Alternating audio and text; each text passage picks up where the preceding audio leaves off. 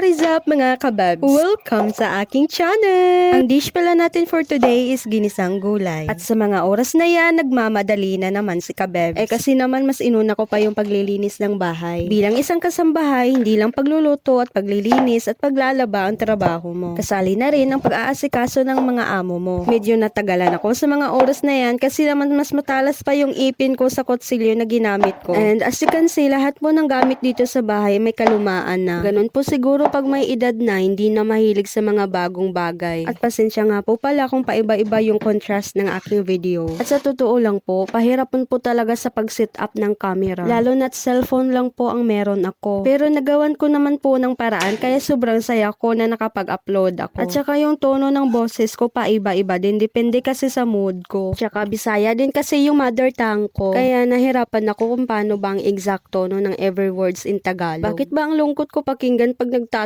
After pala gisahin ng lahat ng gulay, lagyan mo na lang ng tubig at palambutin. At yung natira naming ulam kagabi, yun na lang ang pinangsahog ko. Na kung sa Bisaya pa, subak bay. O tingog mga Bisaya. Mapaparami talaga yung kanin ko kapag ginisang gulay. Kasi kahit anong sahog, panalo pa rin yung lasa. Pero mas the best kapag sardinas yung isahog mo dito.